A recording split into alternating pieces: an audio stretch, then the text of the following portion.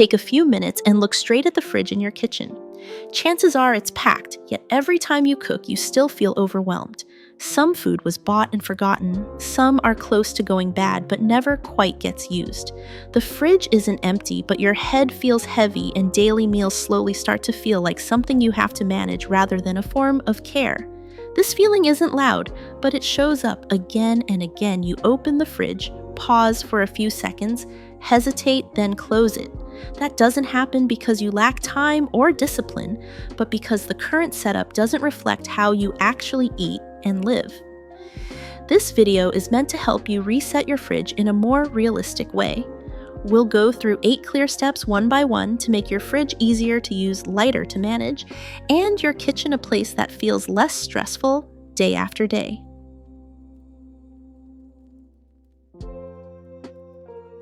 The first step in resetting your fridge is similar to cleaning out a room full of stuff. You need to take everything out so you can clearly see what you have. Don't rush to organize or rearrange just yet. Simply spread everything out in front of you and take note. This step is crucial because when items are still in the fridge, you might not realize you have too many of the same items or foods that are expired or forgotten. It's like opening a closet full of old clothes. You wouldn't know how much unnecessary stuff you have unless you pull everything out to take a look. When everything is still inside your fridge, your brain tends to underestimate the quantity. You might think you only have a little bit, but when you take everything out, you'll realize you have a whole pile of things you don't need or foods you've forgotten about for months. That's when you'll think, wow, I have 6 bottles of the same salad dressing. Or, I bought this milk weeks ago and I haven't even touched it. Imagine having 4 bottles of salad dressing, but you only use 1. Or a half-empty bottle of milk sitting there untouched since last week. Or a bag of fresh veggies that you thought you'd eat but never did. These items are taking up unnecessary space and making your fridge cluttered. So how do you begin? It's simple. Take everything out onto the counter. Don't rush to organize or decide what to throw away just yet. Just look at everything and make a mental note. You'll easily see the items you never use, the duplicates or the expired ones. The key is to not judge these items immediately, just observe. This helps you realize just how much excess your fridge is holding, and from there you can make more informed decisions. Once you see the excess in your fridge, applying this principle to your closet can help create a more organized and functional space. If you're ready to continue this journey, don't miss the next video on how to reset your spring wardrobe to start the new year with a clean, organized closet.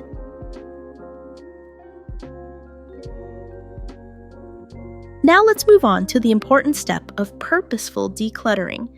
This is not about randomly throwing things away, but about keeping only the items that genuinely serve your current lifestyle. Items that you don't use, things that are expired, or even items you're keeping out of guilt should all be removed. If you leave things you don't need, your fridge will quickly become cluttered and hard to manage again. In fact, a messy fridge often results from holding on to items that no longer serve your needs. Expired food duplicates or things you kept simply because you feel guilty about wasting them take up space. These items make it hard to find the food you actually need and turn your fridge into a chaotic mess that's hard to maintain. Let's think about some practical examples. Perhaps you bought a spice for a specific recipe but never made it. Or maybe you bought healthy foods because of a trendy ad, but you don't actually enjoy them. These items take up valuable fridge space without adding any real value to your meals. To make it easier to decide what to keep and what to throw out, I'll share 3 simple questions you can ask yourself. First, will I actually eat this in the next 2 weeks? Next, do I know how to use it? And finally, if I didn't have this, would my meals be harder to prepare? If the answer to any of these questions is no, then that item should be discarded. This helps you focus on foods that actually meet your needs, and it keeps your fridge clean and manageable. We've now removed what we don't need, but here's an important next question. How do I organize my fridge so I don't overbuy again? Let's move on to the next step and find out.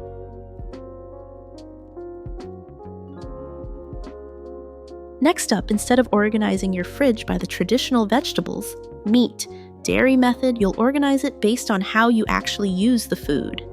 This will make your fridge not only tidier, but also more functional for everyday use. Think about how you cook and eat, not about textbook organization rules. The best system is one that fits your actual habits, not a generic setup applied to everyone. For example, you might want easy access to items for a quick breakfast, or group the foods you use for meals during the week. Additionally, you may want to separate regularly used spices from those only needed on the weekends. Imagine grouping foods by your actual use meal prep becomes easier and faster. Searching for ingredients won't be time-consuming because your brain will naturally find things based on the context. You'll quickly grab what you need for that day's meal without rummaging through the fridge. So, how do you do this? Simply group the foods you use most often together. For instance, keep breakfast items or quick meals in one area and regularly use spices and condiments in another. Items used less frequently or only for weekend meals can be stored separately, so you easily spot them when needed. However, even if you group everything correctly, if the placement is wrong, finding and using things will still be inefficient. Make sure you always place frequently used items in easy-to-access spots. Now that we know how to group items properly, how do we arrange them for the best efficiency? Let's move on to the next step and find out.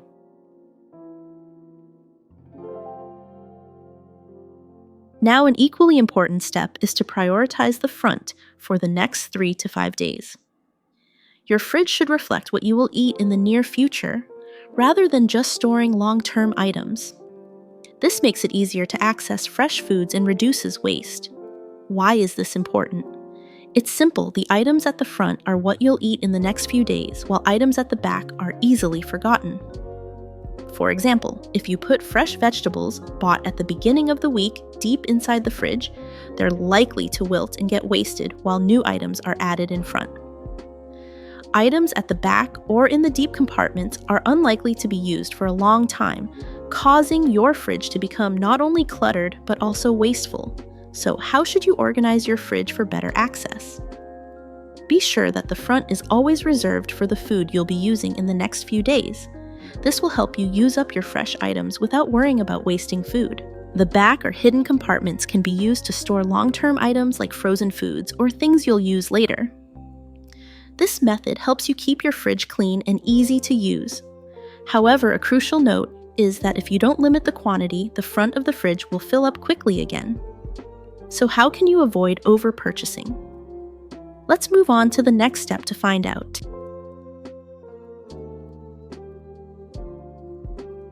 The next step in refreshing your fridge is to limit the quantity of each food group. This will not only help your fridge stay tidy, but also make it easier to make decisions when you cook. Clutter doesn't come from clever arranging, it comes from knowing how much is enough and stopping there. Here's an important insight. When you have too many choices, your brain gets tired from overthinking. For instance, standing in front of 5 types of salad dressing, but not knowing which one to use, or having 3 types of cheese, and not remembering which one to use first will make deciding what to cook feel like a chore. As a result, cooking becomes less fun and more of a burden because there are so many choices and you can't decide quickly. So the simple yet effective solution is to limit the quantity of each food group. Keep only 1 to 2 types that you're actively using and 1 backup if necessary. With just 1 or 2 types of spices, cheese, or commonly used foods, you'll find that making decisions becomes faster and you'll no longer feel overwhelmed. This approach will lighten the load on your brain as you won't be stuck debating which item to use every time you open the fridge. However, even if you've limited the quantity, if each time you open the fridge you still have to dig around, things won't be as effective. Let's continue and figure out how to organize everything properly in the next step.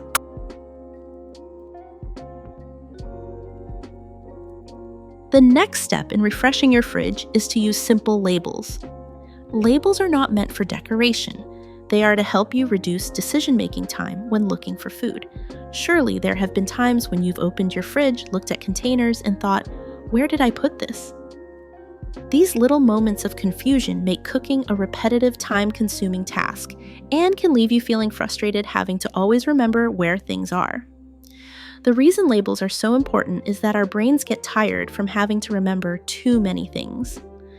When your fridge doesn't have clear labels, you waste time trying to remember where something is, or you have to open each container to check. Not only is this time-consuming, but it also makes each time you open the fridge feel like a frustrating experience. Try using short, clear labels that state the purpose of each item. For example, Eat This Week helps differentiate fresh items from those that need to be eaten soon. Labels like Opened help you know which foods need to be used up first. Simple labels like breakfast or frequently used spices also make it easy to find what you need without rummaging. The method is simple: use large, clear text and avoid overly decorative labels. We don't need fancy labels, just clear and easy to read ones. This way, anyone opening the fridge will understand immediately without wasting time.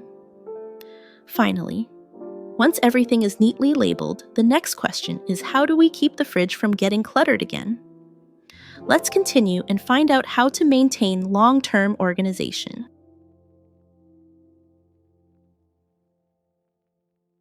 Once you've completed the steps for resetting your fridge, it's now cleaner and easier to use.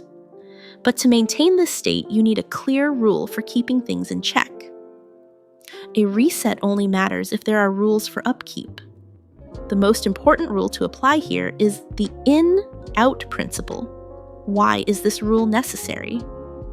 It's simple: your fridge becomes cluttered not because you're lazy or neglectful, but because there is no clear principle for managing what goes in and out.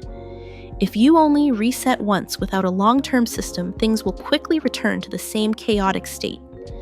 The simple rule is this: when you buy new food, check if there's space in the fridge.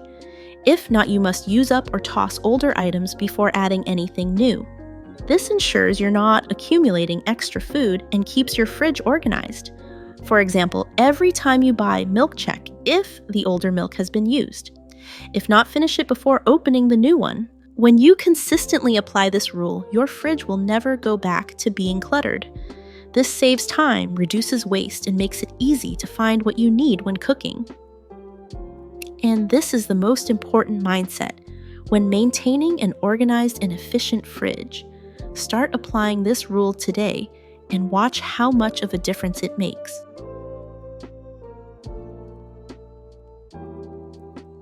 Finally, the goal of resetting your fridge isn't to create a beautiful fridge. The true goal is to make your life lighter, and the fridge is just one part of that. A tidy fridge will not only save you time, but also make eating easier and less stressful. I want to share this with you. Less stuff means faster decisions. When your fridge is no longer full of unnecessary items, you won't waste time searching, or deciding which food to use first. A well-organized fridge helps you make quick decisions about what to cook, rather than standing in front of the fridge unsure of what to grab. When you can decide more quickly, cooking becomes much lighter. No more rushing to find things, no more confusion between too many options. This makes the whole process feel lighter, and you won't stress as much every time you enter the kitchen. And when cooking is no longer a burden, maintaining a tidy fridge becomes much easier. You won't need to check it constantly or force yourself to stick to a strict system. When your fridge reflects the way you live and eat, everything will naturally stay in place and it will be easy to maintain. Speaking from personal experience, when your fridge is organized the right way, you'll realize you don't need to work so hard to keep it neat. Everything becomes natural and you'll feel much less stressed in your day-to-day life.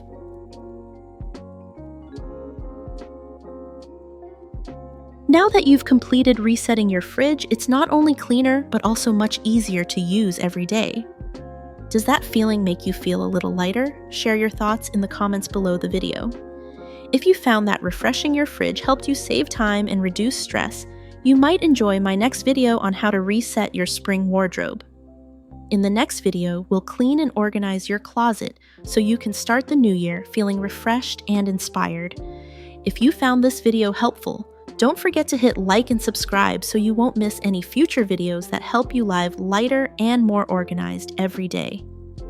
Thank you for watching, and I'll see you in the next video.